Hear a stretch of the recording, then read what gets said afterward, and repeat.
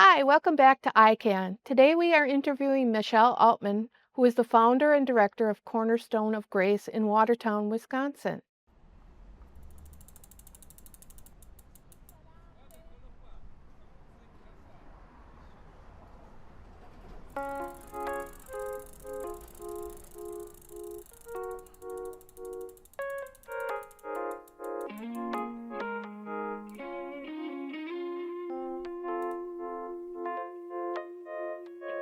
Open our hearts, free every soul. The fear inside, you must let it go. Oh, that monster, before it conquers you. Yeah, we all have demons, we fight every day. You get knocked down, but the bell hasn't ring. So keep going, just stay focused. When life seems hopeless, before life passes you by, you must like a bird with broken wings always. You've gotta reach for the stars. It might seem far. Ooh, don't stop. You gotta try. Oh, you gotta try. Oh, you gotta try. Oh, you gotta try. Oh, you gotta try. Oh, you gotta try. Oh, you gotta try.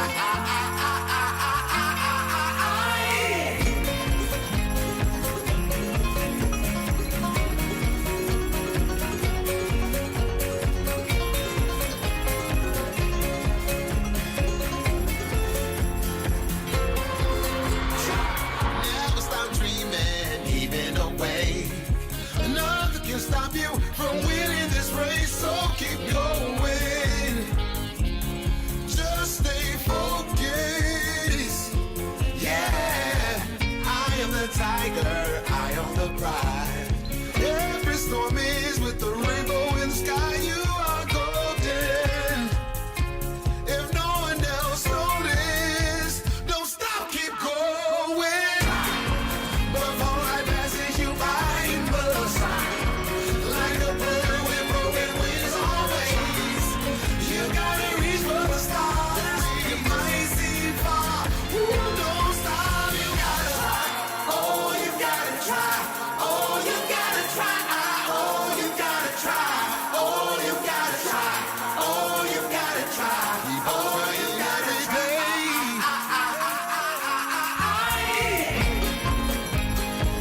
You gotta try. All you got to do is try.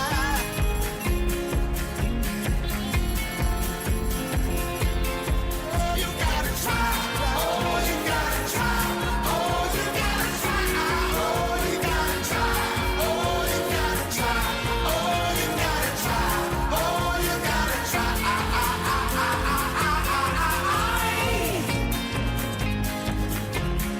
You gotta try. All you got to do is try.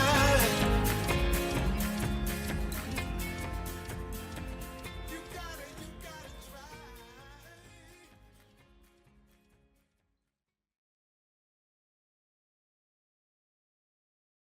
I think the biggest piece of advice I have for someone going through addiction or thinking about going to rehab is being honest with yourself. Don't be afraid to get help. I think that's the biggest stigma that we're trying to erase is don't be afraid to ask for help.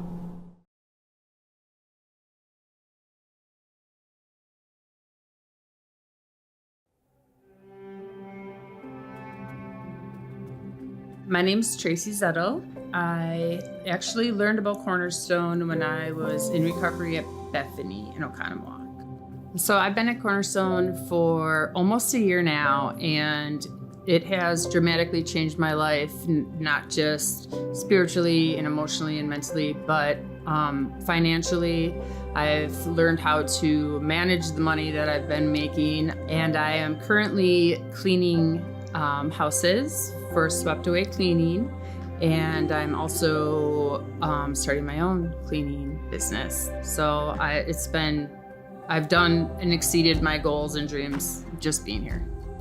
Some of the most monumental programming, in my opinion, that I've had is we started Morning with God at 5:15 a.m. on Mondays, Tuesdays, and Fridays. But it has really been a great opportunity for us all to learn together and have that discussion of our studies, of what we're going through, and just share with each other. And so that's been a really, really great experience for me. Anybody that's thinking about ever donating to Cornerstone of Grace, your money is well spent, because it is truly a life-changing experience for us.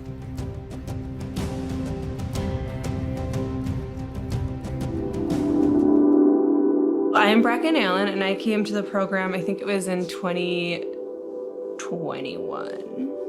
I was so lost and like homeless. I was an addict, and I think that if I hadn't found them, I'm not sure where I would have ended up. I remember when I first walked into my room at Cornerstone of Grace, and I just felt like peace, like all around me. Like I just felt it, and I wasn't like, I didn't know about that kind of stuff really yet, so it was definitely a supernatural feeling. And I think the most impactful thing for me while I was at Cornerstone of Grace, like in the homes, was really the connection with God. There's just a presence of God in Cornerstone of Grace. Being at the program, I was really able to have like a safe place to live and just like get everything accomplished that I needed to get accomplished that I wouldn't have been able to do on the streets or jumping around from hotel to hotel, you know. Like I was able to get off probation and graduate out of outpatient, inpatient treatment, counseling, getting my kids into school, daycares. I mean, the list is like so long. I actually have it written down somewhere, and it's like literally a whole page of things that I was able to get done, that needed to get done and accomplished. Now I am in what we call Tier 2 of Cornerstone of Grace, so it's kind of like when you've graduated the program. Since then, I've been reunited with my two daughters who I don't have full custody of, or I just have like, now it's like visitation and placement. So that's been a huge blessing, just stability in my life for my children that are with me full-time, my two boys. Just being a part of the church, you know, out in the community, having a full-time job, and just really thriving instead of, you know, trying to survive. So Cornerstone of Grace saved my life.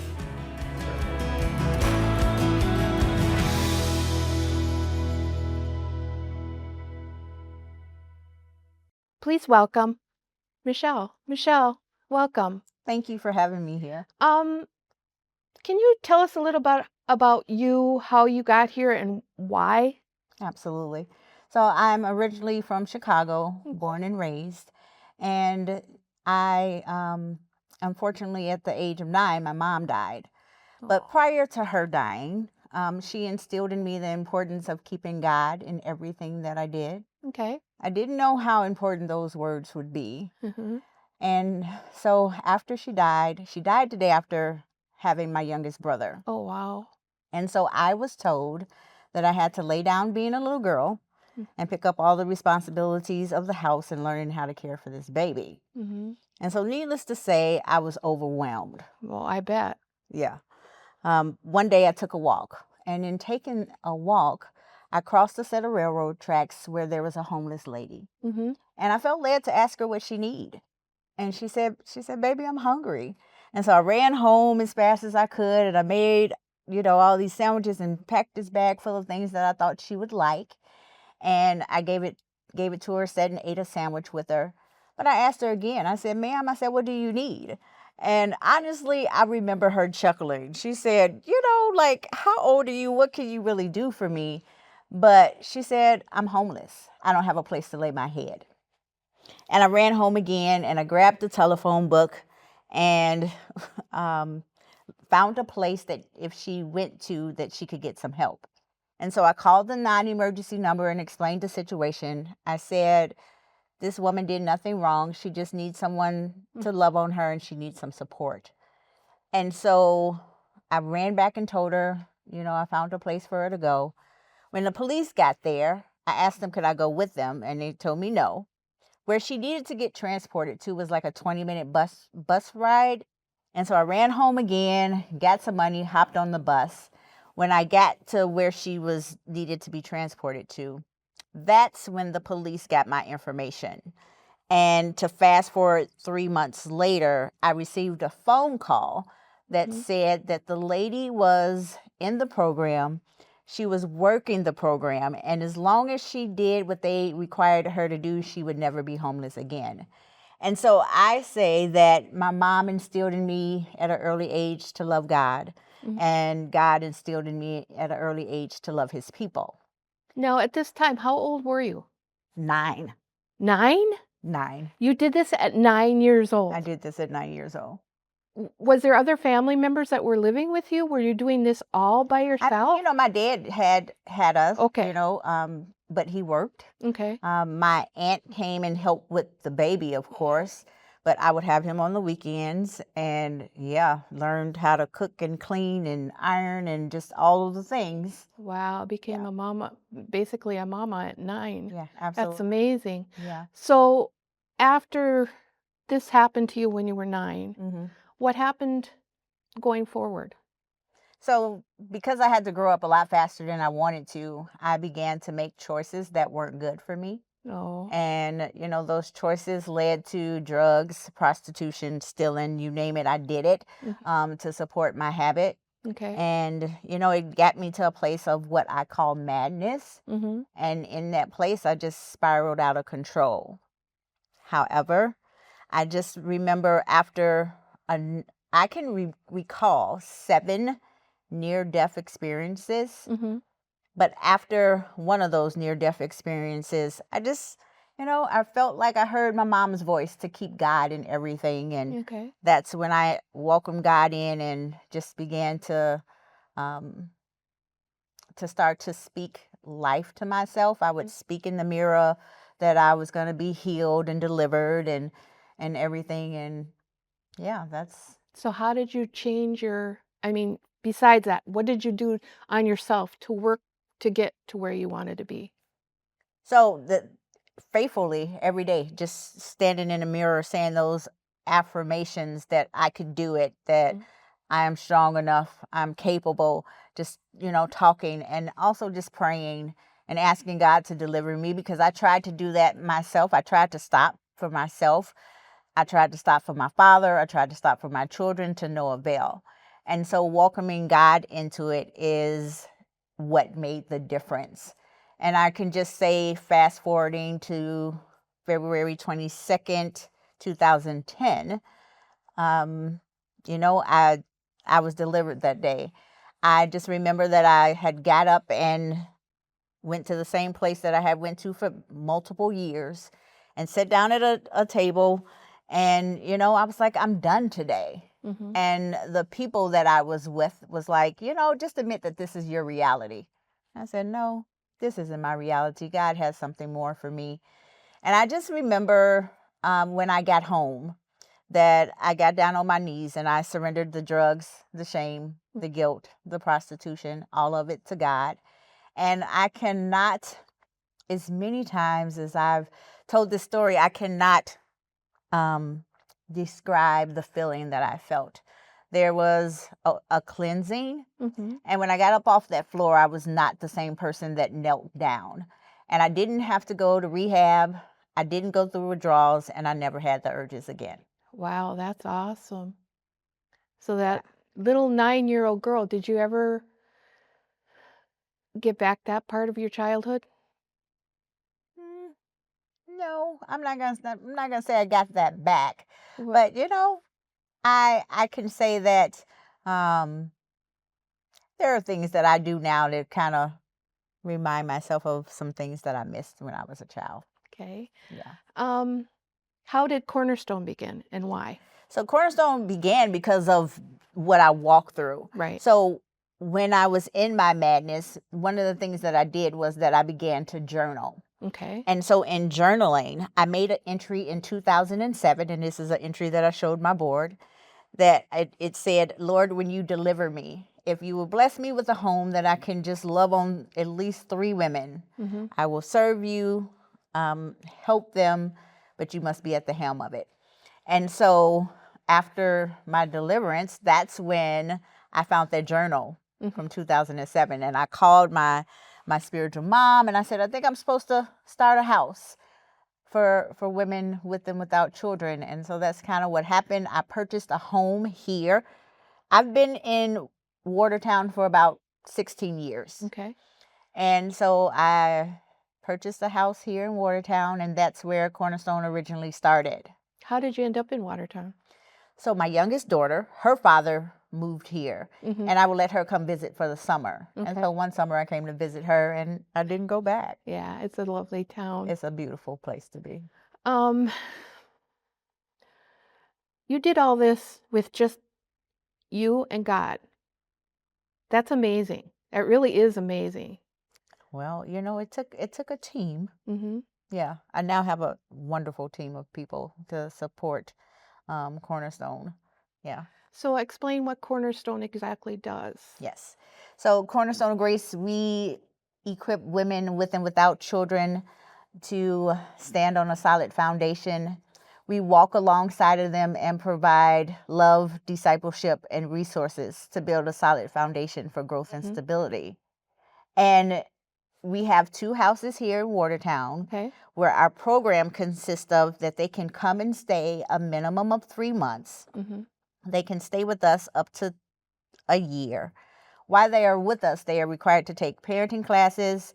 We do the David Ramsey budget course with them, start bank accounts. They have to take parenting classes, counseling, and we also help them find jobs. Mhm. And the kiddos, they get tutored every day, Monday through Thursday for school. Mhm. And they also have to go to church. We're a faith-based organization. They don't have to go to my church, but go Yeah. to church. And yeah, we just provide that love that they need.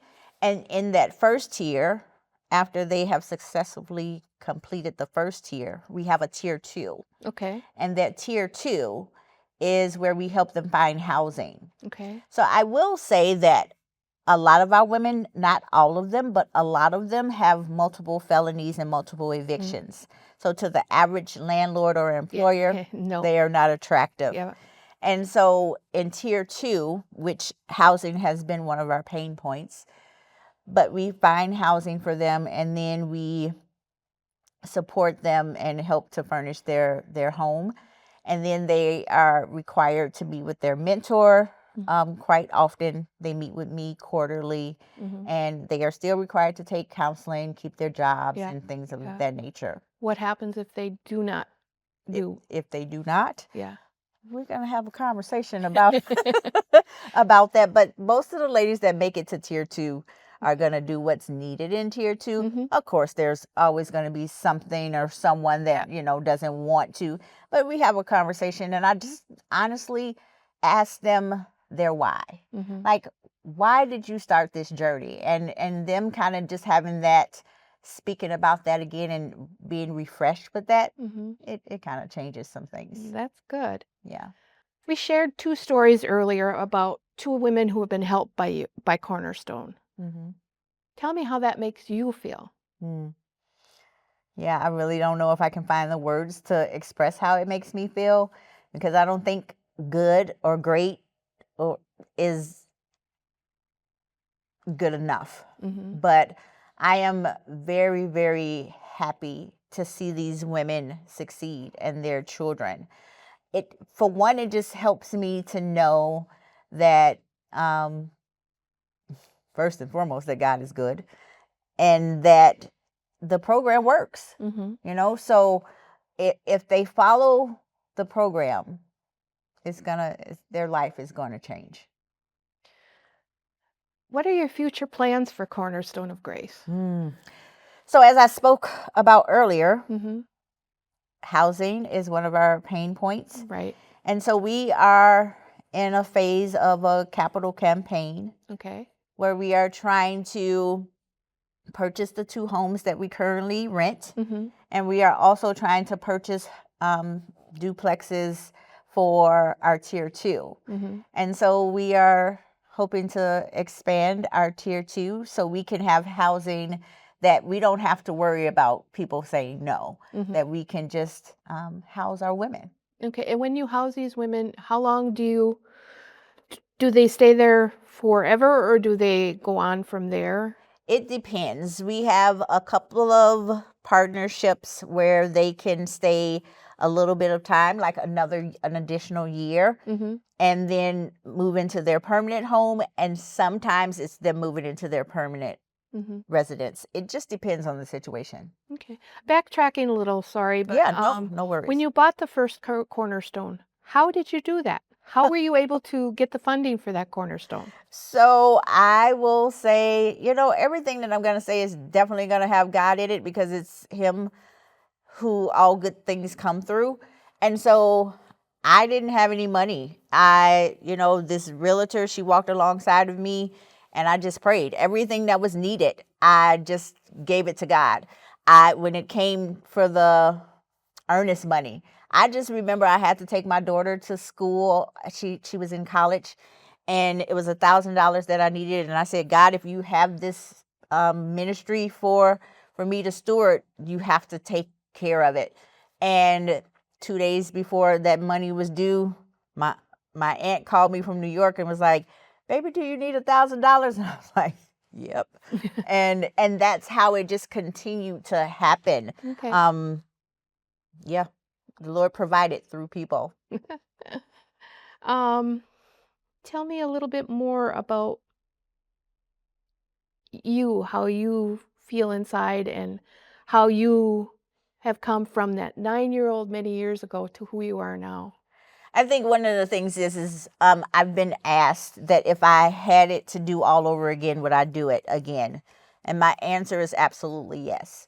Because if I didn't go through what I went through as that 9-year-old girl, and even though, it was a choice that I made to do drugs, in that place of knowing that God saw me and helped me, I quickly say that, I'm one of the women that I now serve. Mm-hmm. And so I know that if God has done it for me, He can do it for others. Okay. And I'm blessed and thankful to reach back every single day and grab a woman's hand and let them know that they too can make it. Mm-hmm. Yeah.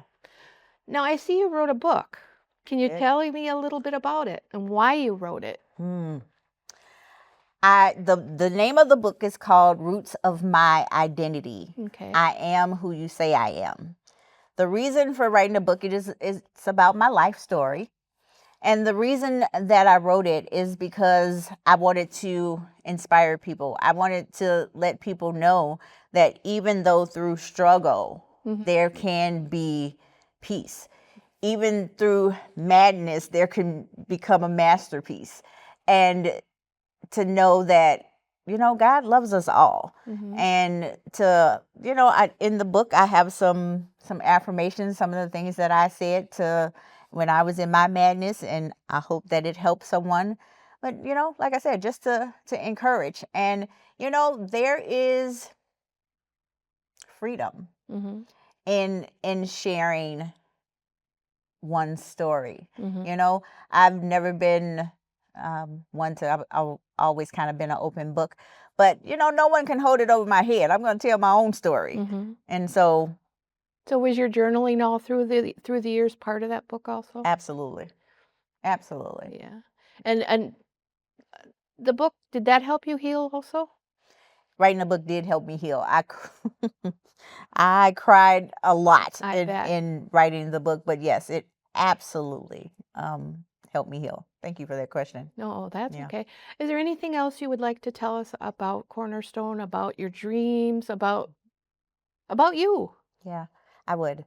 So just ways to support Cornerstone. So we are always looking for volunteers. Mhm. So our houses are ran from 5 in the morning to 10 at night, and we need volunteers. I have a couple of staff that are there, but we have volunteer options for mentorship, Okay. for just being with the women, maybe doing a cooking class or just being a listening ear for them. We have an A team that, breaks down things, builds things, lawn and garden, whatever honestly a person's giftings are, we can find something to do at Cornerstone with that. We also are looking for financial support because it takes quite a bit to Oh, help yeah. help Yeah. these ladies, and Yeah. so every month for each woman is $900, and it goes up depending on the amount of children that they have, but it covers everything while they are there. And also prayers are great. Okay. What are your future plans for Cornerstone of Grace?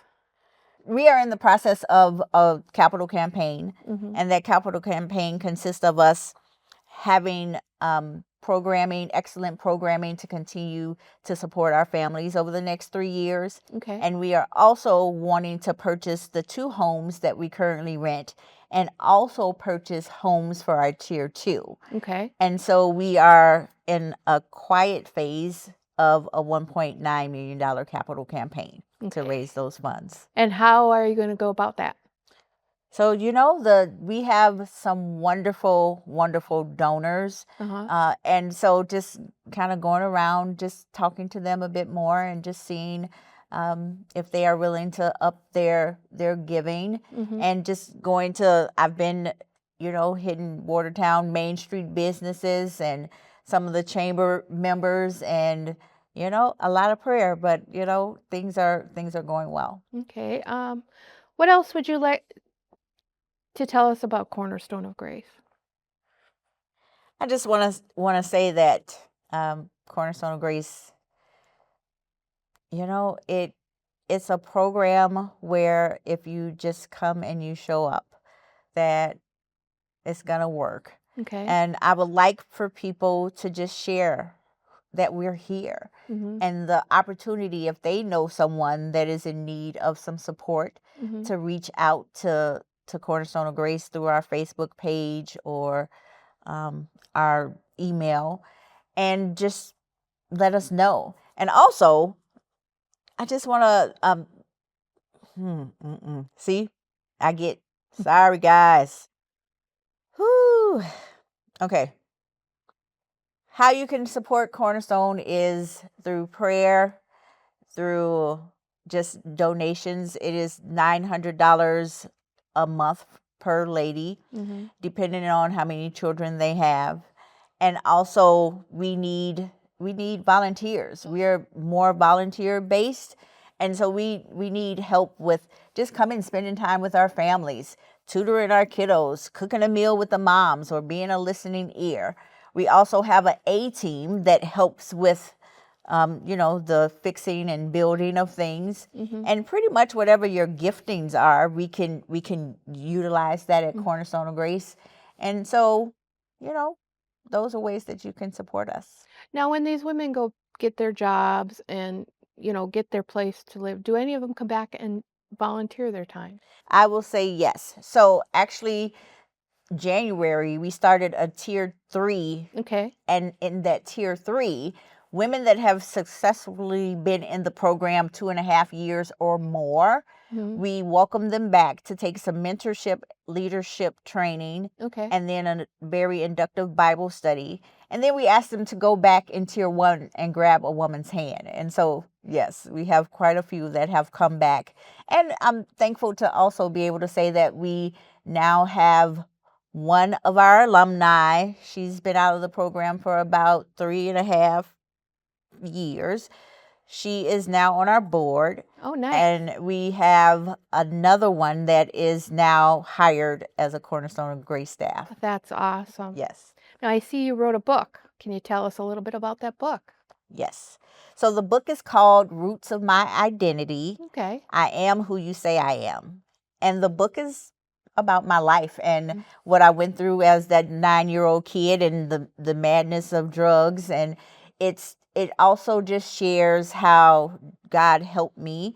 And it has a lot of affirmations in it, because as I spoke, I said a lot of affirmations. And, it was written to honestly give people hope, to help them to know that there is a way out. And I also wrote the book because it helped me to heal a bit. Okay. And throughout the book, is your journaling part of that? All your journaling throughout the years? Yes, the journaling that I did when I was in my madness, that is what helped me with writing the book. And it's also just a freedom that comes with just writing a book and, just sharing your story. Is there anything out there that you would like to tell people women out there who are in a bad place?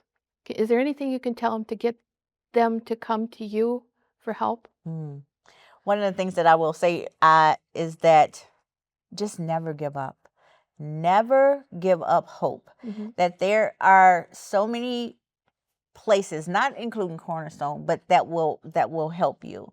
And it's just knowing that though things may be hard in the moment, this too shall pass. And that we were all created for a good purpose. And so that's what I would say. Never give up. Thank you. Anything else you'd like to say? No, I appreciate this time. Thank you for joining us today. It's amazing what a little 9-year-old girl can do, and who she became. She went through her bad experiences and she shared them with others, and she's given homes to women who probably would have been lost to the system. Thank you. Thank you. Thank you for being here today, Michele. Thank you for having me. See you next time.